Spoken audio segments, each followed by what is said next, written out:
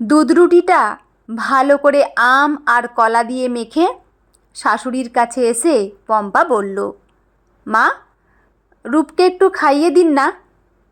পম্পা দেখল আলো দেবী শুয়ে আছেন, আর পাশে বসে খেলছে পম্পার 3 বছরের ছেলে রূপ। এক ছেলে এক মেয়ে পম্পার। মেয়েটার 10 বছরের মাথায় এই ছেলে হলো। হলো না বলে আনতে হলো বলাই ভালো। পম্পার কোনো ইচ্ছে ছিল না আবার আর একটা বাচ্চা এত বছর পর। যে আছে তাকে নিয়ে দিব্যি চলে যাচ্ছিল পম্পার, কিন্তু ওর পরিবারের চলছিল না। রোজগার অশান্তি, শাশুড়ির সাথে পম্পার ঝামেলা, পম্পার সাথে ওর বরের ঝামেলা, মাঝখান থেকে মেয়েটা ফ্যাল ফ্যাল করে তাকিয়ে থাকতো। ও যেন ভয়ে কুঁকড়ে থাকতো সারাদিন। তাই বাধ্য হয়ে পম্পা আবার কনসিভ করেছিল। ভয় ছিল পরের বাচ্চাটা আসলে যদি প্রথমটার প্রতি কোনো অনীহা জন্মায়। কিন্তু কিচ্ছু কমেনি। উল্টে যত দিন যাচ্ছে ওকে আষ্টে পৃষ্ঠে জড়িয়ে ফেলছে পম্পা। আলো দেবী কোনো রকমে উঠে বসে রুটির বাটিটা টেনে নিতে নিতে বললেন, তুমি কোন রাজকার্যে যাচ্ছ যে ছেলেটাকে খাওয়াতে পারবে না? ছেলেটার দিকে তো কোনো মন নেই তোমার, শুধু মেয়ে মেয়ে করলে হবে? আলো দেবীর অনেকখানি বয়স হয়েছে। আজকাল একটু কথা হলেই মেজাজ হারিয়ে ফেলেন। সেখান থেকে শুরু হয় বুকে চাপ, তারপর বাড়াবাড়ি। অনেক ডাক্তার দেখিয়েছে উজ্জ্বল। আলো দেবীর একমাত্র ছেলে, সাথে পম্পার বর। সব ডাক্তারের একটাই কথা, হাই প্রেসার থেকেই এই চাপ ধরে। যখনই এরকম হয় একটা ওষুধ দিয়ে দিতে হয়। ওষুধটা হাতের কাছেই রাখা থাকে। উজ্জ্বল একটাই অনুরোধ করেছিল পম্পার কাছে, আলো দেবী যতই খারাপ ব্যবহার করুক পম্পা যেন উত্তর না দেয়। পম্পাও চেষ্টা করে মানিয়ে নেয়ার, কিন্তু মেয়ের সম্পর্কে কিছু বললে মাথায় রক্ত উঠে যায় ওর।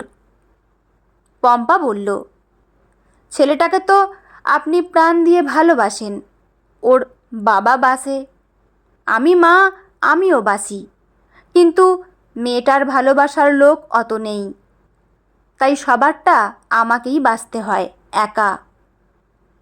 আলো দেবী চিৎকার করে বললেন, ভালোবাসার মতো হলে নিশ্চয়ই বাঁচতাম। কথাটা বলেই চামচ দিয়ে ছেলেটার মুখে রুটির মিশ্রণটা দিলেন আলো দেবী।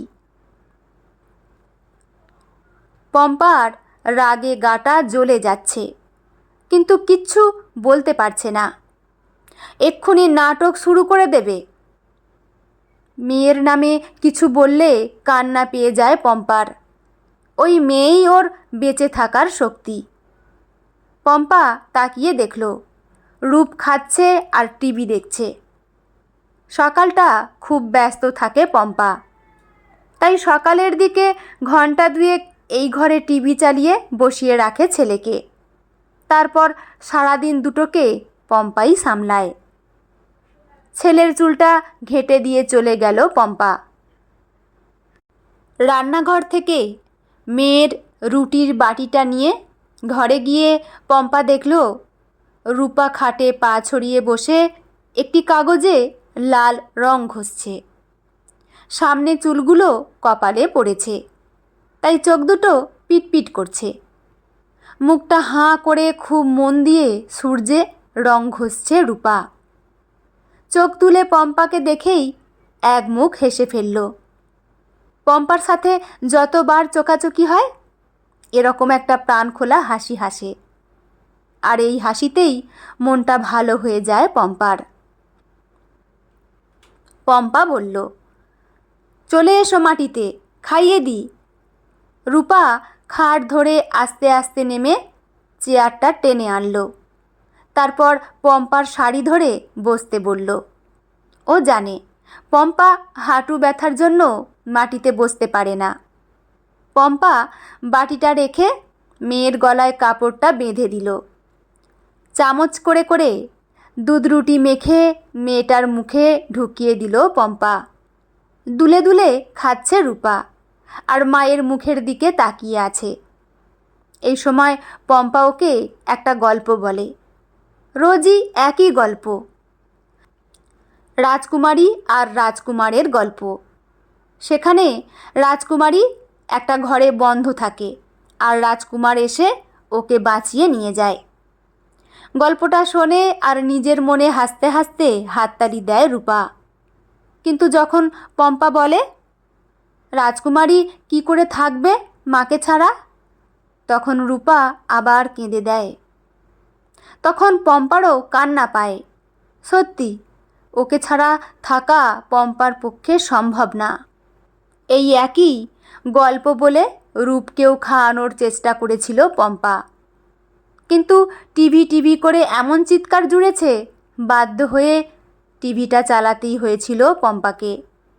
এটাই স্বাভাবিক, বরং রূপার এই এক গল্প শোনাটাই অস্বাভাবিক। সত্যি তো, 10 বছরের একটা মেয়ে কত বড় হয়ে যায়, কত বুদ্ধি রাখে মাথায়, কিন্তু রূপা একদৃষ্টে মেয়ের দিকে তাকিয়ে থাকে পম্পা। যে দেখে সেই বলে, কি সুন্দর দেখতে, এ তো পুরো ঠাকুমার মতো দেখতে। সত্যি রূপাকে দেখতে একদম আলো দেবীর মতো, ওরকম সুন্দর সাদা গায়ের রং, এক মাথা টানা লম্বা চুল। পম্পা আবার সেটা নিজের মনের মতো বেঁধে দেয়, তাতে আবার বসিয়ে দেয় লাল নীল হলুদ রং বেরঙের ফুলের কাঁটা। চুলটা বেঁধে দিলে আবার কি সুন্দর হাততালি দেয়। মনটা আনন্দে ভরে ওঠে পম্পার, ঠিক যেন ওর ছোটবেলার পুতুল। তাকে সাজাতো, খাওয়াতো, ঘুম পাড়াতো, যা ইচ্ছে করতো করে নিত। কোনো প্রতিবাদ নেই, কান্না নেই। একদিন সেই পুতুল ছিঁড়ে ভেঙে কোথায় হারিয়ে গেছিল। ওরও কি তাই হবে ভেবেই আতঙ্কে বুকটা কেঁপে উঠল পম্পার। তাড়াতাড়ি জড়িয়ে ধরল মেয়েকে। রূপাও মাকে জড়িয়ে ধরল। ওই করো, সারাদিন পাগল মেয়েটাকে নিয়ে আদিক্ষেতা, কখন থেকে ডাকছি। কথাগুলো শুনে পম্পা তাকিয়ে দেখল সামনে দাঁড়িয়ে আছে আলো দেবী আর ওনার হাতে রূপ। পম্পা নিরুত্তাপ গলায় বলল, খাওয়া হয়ে গেছে বাবা? রূপ মাথা নাড়িয়ে ছুটে এলো খাটের ওপরে ছড়িয়ে থাকা দিদির রং পেন্সিলের দিকে। ওর সাথে রূপার কোনো টান জন্মায়নি। যখন রূপ ছোট তখন রূপা যেত ভাইকে আদর করতে, কিন্তু আলো দেবী কিছুতেই ঘেঁষতে দিতেন না, একরকম তাড়িয়েই দিতেন।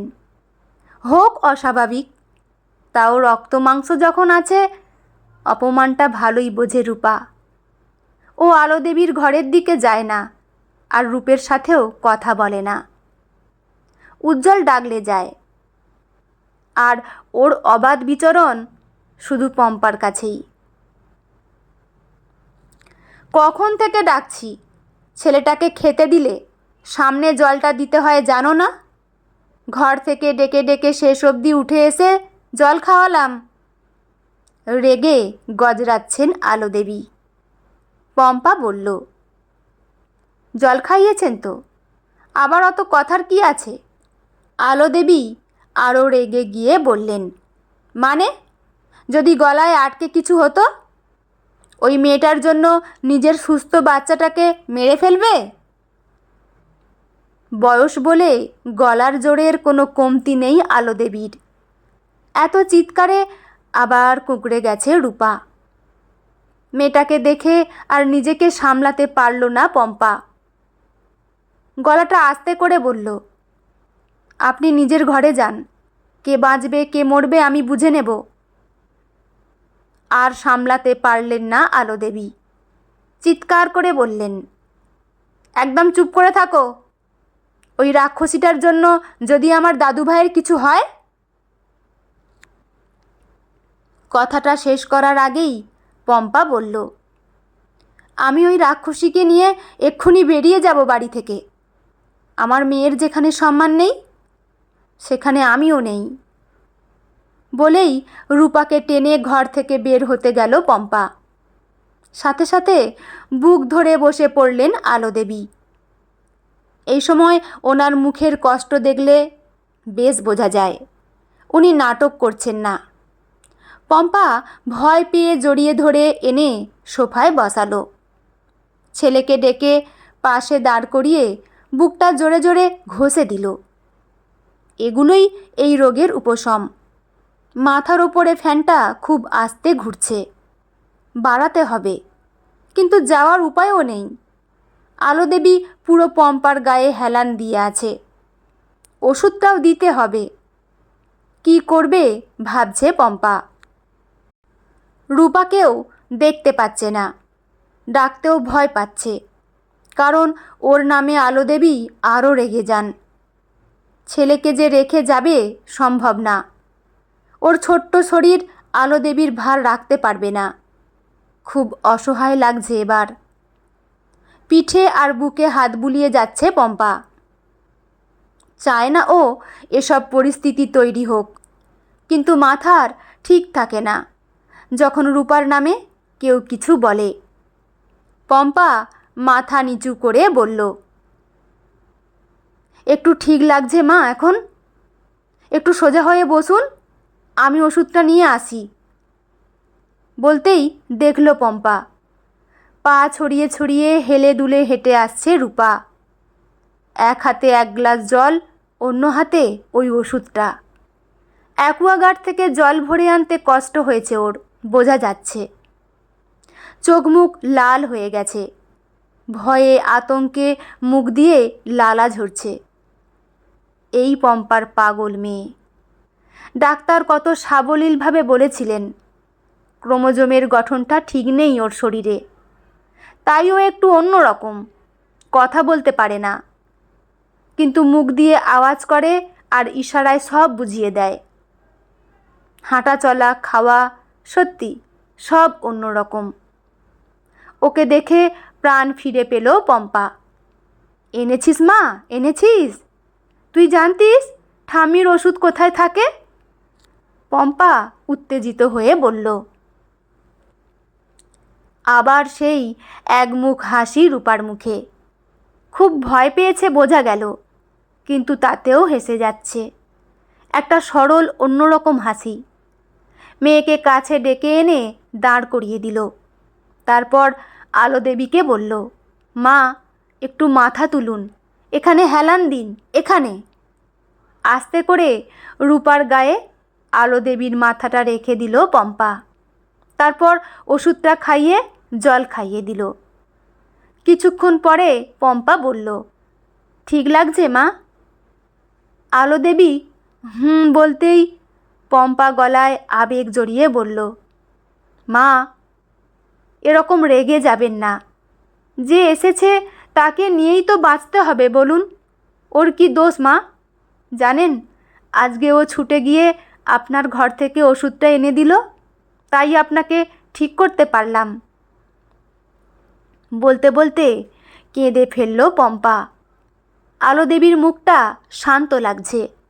ঘাড় ঘুরিয়ে দেখলেন উনি রূপার বুকে মাথা দিয়ে আছেন।